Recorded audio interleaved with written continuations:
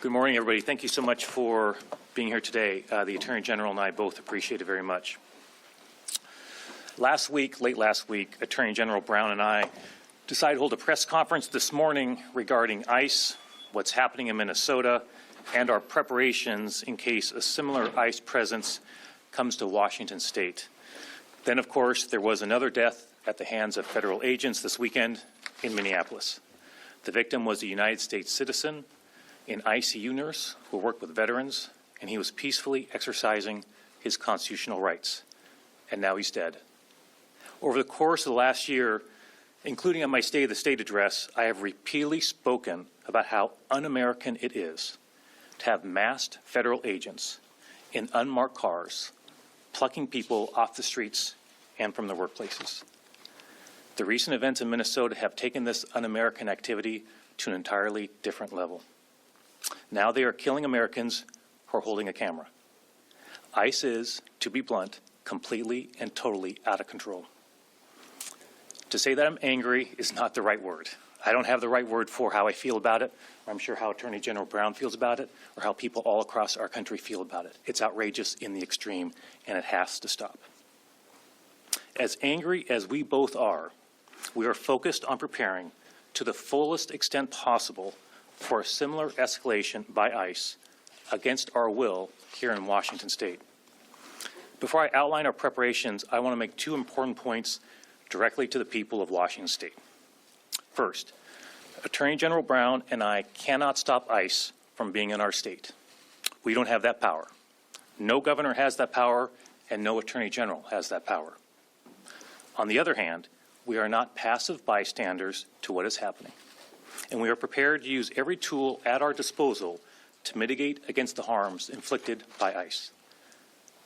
Furthermore, no state in this country has a governor and attorney general who have the level of experience the two of us have confronting the Trump administration and defeating the Trump administration. And we are each blessed with excellent teams who have deep experience in this area as well. I will briefly outline 5 steps we are taking. This is, of course, a non-exclusive list, but want to give a sense to the people of the work that we're doing right now. First, the memo to ICE agents instructing them to use force to enter people's homes without a warrant from a judge is outrageous. It is disturbing. It is deeply un-American, and it is most certainly unconstitutional. Just a few minutes ago, Attorney General Brown and I signed a joint letter to Homeland Security Secretary Kristi Noem. That letter covers multiple points, but importantly, it makes clear that the directive in that memo is certainly unconstitutional. In short, ICE cannot authorize itself to break into somebody's home.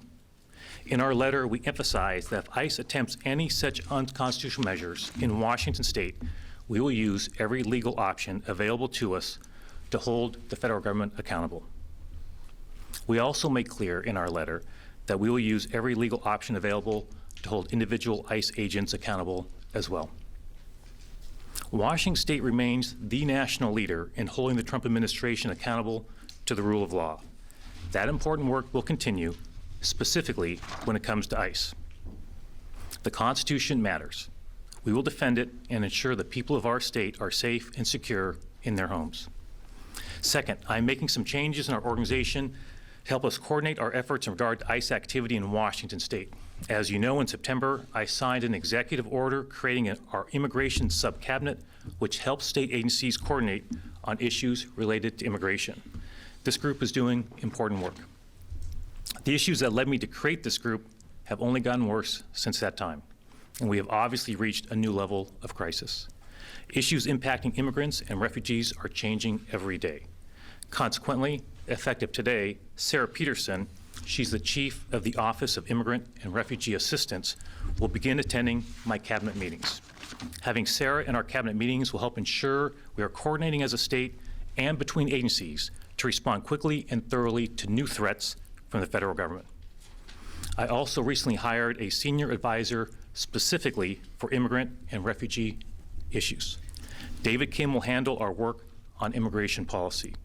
He is working with communities all across our state to make sure their concerns are elevated to my team and to my office. Third, I'm aware that Governor Walz called up the National Guard in Minnesota to help address the crisis created by ICE. I met yesterday with General Welsh of our National Guard. We discussed what is happening in Minnesota. I will not go into detail about that conversation for reasons I hope you understand, but I want the people of our state to know that I'll take whatever steps are necessary to keep our residents safe. Fourth, we're having many conversations with our state and local partners. For example, later this morning, I'll be meeting with all of our statewide elected officials to ensure we are all coordinated and using our respective tools to protect Washingtonians. We'll also be meeting with mayors, law enforcement, local leaders, and our federal leaders like our federal delegation. These conversations are important to make sure there are clear lines of communication between these local communities and my team. Fifth, and lastly, the legislature has an opportunity in this short session to take meaningful steps to mitigate against the incursion of ICE, and I appreciate their hard work in this area. In my State of the State address, I mentioned the proposal to bar law enforcement from wearing face coverings. I asked that Senate Bill 5855 move quickly to my desk for signature. That legislation has already passed the Senate Committee on Law and Justice. I am disappointed every Republican on the committee voted against it. I hope they reconsider their position in light of recent events. I'm working with Senator Adrian Cortez and Representative Edwin Obras on legislation to prohibit individuals who are not law enforcement officers from making, providing, or possessing badges or other law enforcement insignia. Those bill numbers are Senate Bill 5876 and House Bill 2165. If you're not a law enforcement officer, it needs to be illegal to wear something that gives the impression you are. CNN found there were more ICE impersonation incidents in 2025 than the prior 4 presidential terms combined. Our bill passed the House Committee on Community Safety last week, and I was very glad to see that was a bipartisan vote. Attorney General Brown will speak about important legislation that he is working on as well, and I, of course, support his efforts in this area. I began my comments by speaking about the recent events in Minnesota. I want to emphasize that in the face of cruel and unconstitutional actions, the people of that state are stepping up and helping one another in often deeply moving ways. I see that in Washington State as well. And if ICE escalates their presence in our state, we will need even more Washingtonians to step up and to help. I have said many, many times over the last year that we all have agency in defending our democracy, all of us. Whatever our station in life happens to be, we all have a responsibility to speak out, peacefully make our voices heard, and assist our fellow Washingtonians. We will not allow this administration to turn our nation into an authoritarian regime. That is not our America, and we will not allow this administration to change that. With that, I'm going to turn to Attorney General Brown, who, of course, is doing fantastic work in regards to many issues, but I particularly appreciate his hard work on really helping to lead the country, on holding this administration to the rule of law, and of course, he has a fantastic team, and it was a pleasure to see many of them this morning as well. Attorney General Nick Brown.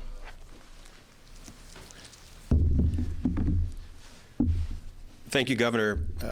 I come to the microphone this morning as one of many Washingtonians struggling to process the recent events in Minnesota, asking myself and talking to my family about what it means for my neighbors and for my state. I also come to the microphone with years of experience working with the federal government and spending much of my career as a law enforcement officer with the Department of Justice, trying to do everything I can to keep Washingtonians safe. And I know that right now, Minnesota is less safe because of the federal presence in that state. America is weaker because of the operations in Minnesota. And real people all across this country are now traumatized, injured, and dead because of this president's fascist tendencies. What we're seeing right now coming from Washington, D.C. is motivated by hate and bias, and it is guided by the whims of the president, not the facts, not the courts, and certainly not the United States Constitution. This violence has widely been met with Minnesotans' love of their community and not hate or harm. And the vast majority of people that you see in the streets in Minnesota, they're not radicals. They are everyday people who are coming out to support their community, pouring out into the freezing cold in Minnesota to support one another. For anyone across the country, anyone in this state, no matter your background, no matter your political party, no matter how much you've been paying attention, if you are not horrified by what we've been seeing from federal agents in Minnesota, shooting a man on the ground, shooting a woman in her car, kicking down doors without warrants, jailing clergy, arresting children. I just have to pray that anyone not outraged by this, that they will come through the fog of lies from this administration, that they will come out of this institutionalized lawfulness. This may be the authoritarian America that Donald Trump wants. Indeed, I think it is exactly what he wants. But I do not believe that this is why the majority of voters put Donald Trump back into the White House. I refuse to accept that such a reductive and deceitful excuse for the erosion of our civil rights is acceptable.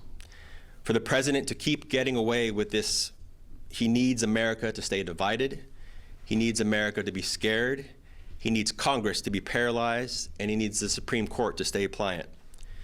Other branches of government do not get a free pass here, not when the executive branch is governing by fear.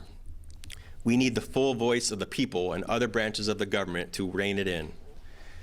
The ICE memorandum that the governor spoke of mentioned that it basically instructs agents to ignore the Fourth Amendment of the United States Constitution, to throw it in the trash. That represents a constitutional crisis at the level of everything the founders of this country warned us against, warning us against the tyranny that could arise if we put our heads in the sand. Checks and balances are more essential than ever if we want America that is both governed fairly and policed fairly. Judges sign warrants as a neutral party. ICE is not a neutral party, and it has no oversight today. These masked federal agents who roam the streets of Minneapolis have usurped the role of judges and flagrantly violating the Fourth Amendment. The Constitution protects our homes from the kind of invasion by law enforcement because the founders had lived under a royal government that abused its authority. But the Fourth Amendment prohibits the unreasonable searches and requires warrants based on probable cause because our homes are sacred. The president campaigned last year, or in 2024, on targeting the worst of the worst. But there are tens of thousands of arrests that show this has not been the case at all. If you're going to go after the worst of the worst, you don't target parents dropping their kids off at their preschools. You don't go to hospitals, you don't go to places of worship. And you sure as hell don't use children as bait. You don't go to job sites daily or lay in the wait for people to show up to take their citizenship test. They do not care what the Constitution has to say about the limits of their authority. The president certainly has no inclination to abide by the Constitution. He is doing whatever he wants to people because he believes he has the power to do that. Last spring, I talked about what we were seeing early in the administration as seeing elements of fascism, and yet I am still surprised. And what shocks me most is the lies coming from the president and his team, and the contempt for the idea of finding some humanity and some effort to unite this country. That is because the president and everyone around him seems to relish in degrading people.